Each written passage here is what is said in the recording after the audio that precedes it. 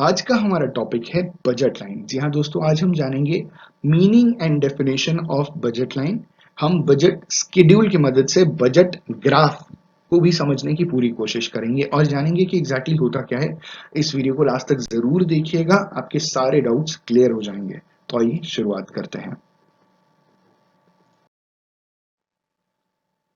सबसे पहले बात कही गई है डेफिनेशन के बारे में। तो डेफिनेशन क्या होती है, बजट लाइन क्या है समझते हैं। A budget line is a straight line that slopes downwards and consists of all the possible combinations of the two goods which a consumer can buy at a given market price by allocating all his her income। देखिए, budget line का ये आप यहाँ पे नीचे graph देख सकते हैं। सबसे पहली बात बोली गई है कि एक बजट लाइन स्ट्रेट लाइन होती है, तो आप देख सकते हैं कि बजट लाइन एक स्ट्रेट लाइन है। ठीक है, आगे कह रहे हैं दैट स्लोप डाउनवर्ड्स, और ये डाउनवर्ड स्लोपिंग भी आप देख सकते हैं फ्रॉम लेफ्ट टू राइट। ठीक है, ये डाउनवर्ड स्लोपिंग है, तो इसका मतलब बजट लाइन एक स्ट्रेट लाइन होती है और वो डाउनवर्ड स्लोपिंग होती है।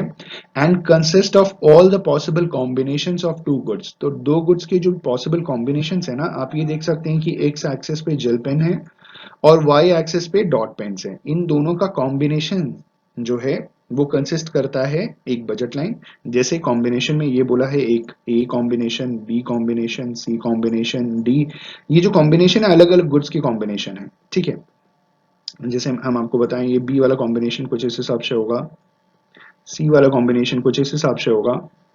इसका मतलब सी वाली कॉम्बिनेशन की बात करें तो जेल पेन का 2 यूनिट और डॉट पेन की 6 यूनिट। तो आप देख रहे हैं ये कॉम्बिनेशन की बात कर रहे हैं, combination of two goods which a consumer can buy at a given market price. जो एक कंज्यूमर खरीद सकता है गिवन मार्केट प्राइस पे by allocating all his her income. जो भी उनकी इनकम है उसे प्रॉपर तरीके से एलोकेट करके, एलोकेट का मतलब होता है डिवाइड करके, डिस्ट्रीब्यूट करके वो खरीद सकते हैं। ठीक है, तो ये था डेफिनेशन। आगे इन्होंने कहा it is an entirely different concept from that of an indifference curve, though they are both are essential for consumer equilibrium.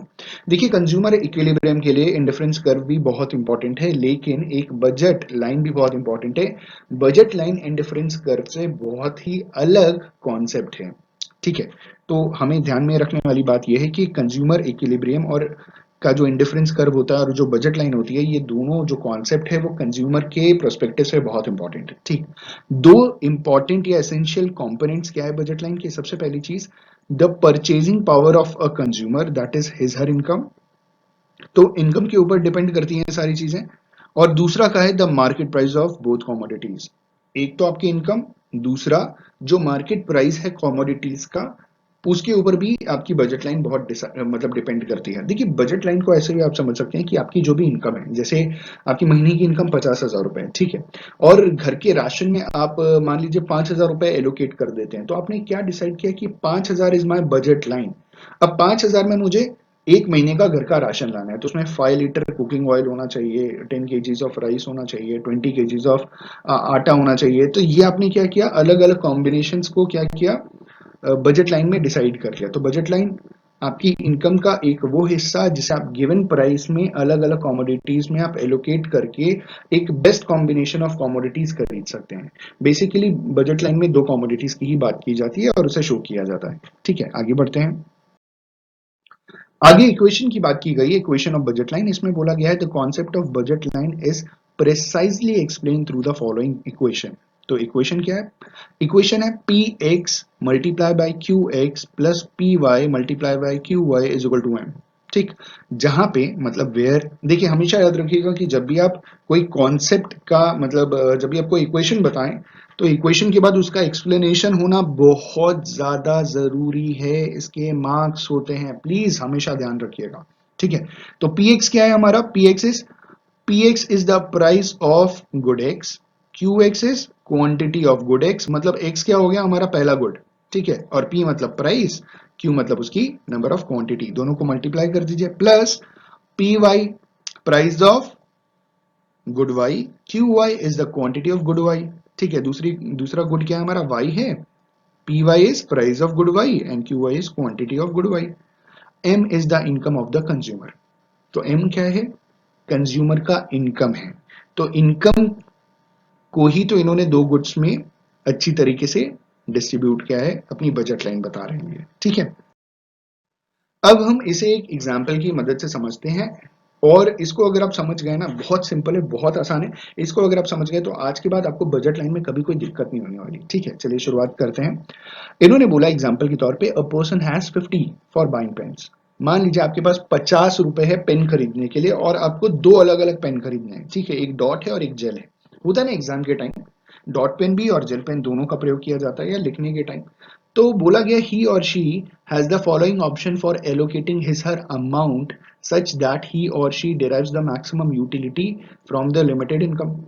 तो जो लिमिटेड इनकम है उसमें 50 रुपए जो है, जिस 50 रुपए में आपको दो अलग अलग पेन के कॉम्बिनेशन या इकलौता पेन भी आप ले सकते हैं, इस हिसाब से सामान खरीदना है कि आपको ज्यादा से ज्यादा क्या मिले, सेटिस्फैक्शन मिले। अब देखिए बजट शेड्यूल क्या बता रहा है कि कॉम्बिनेशन है। अब आप ग्राफ पे भी ध्यान दीजिएगा, ये आपका ग्राफ है। कॉम्बिनेशन ए जो है उसमें बोला जा रहा है कि आपने जेल पेन का एक भी यूनिट नहीं खरीदा और डॉट पेन के 10 यूनिट खरीद लिए।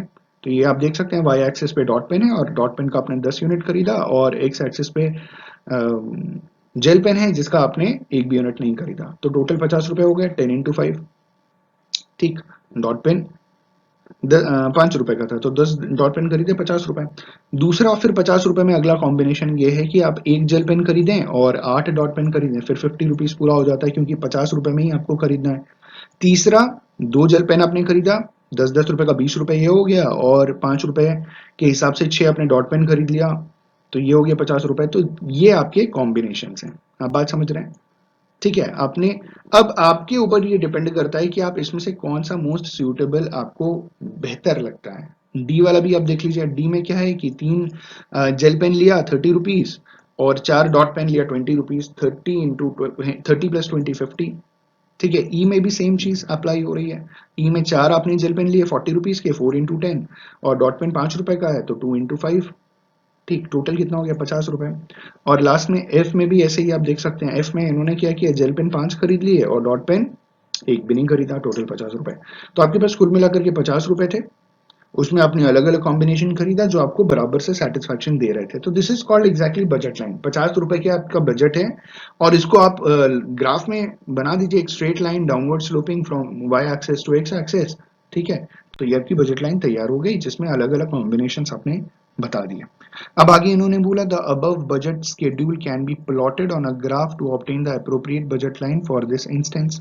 तो ये जो शेड्यूल है जिसे आप बड़े आसानी से याद कर सकते हैं, इसे आपने प्लॉट कर दिया एक ग्राफ पे और आपका शेड्यूल तैयार हो गया, ग्राफ तैयार हो गया।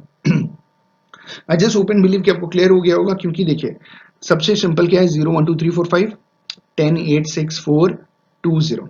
ठीक, ये दो ऊपर जेल पेन 10 रुपए, डॉट पेन 5 रुपए, ये आप समझ गए तो आगे तो हो ही जाएगा और ग्राफ भी आपका बन जाएगा। I just hope and believe कि आपको क्लियर हो गया होगा कि बजट लाइन क्या होती है, मीनिंग, डेफिनेशन, बजट शेड्यूल क्या है और बजट का ग्राफ क्या है। ठीक है, इस वीडियो से कुछ सीखने को मिला हो तो लाइक शेयर कमेंट बनता है। Thank you so much, have a good day and all the best for your examinations.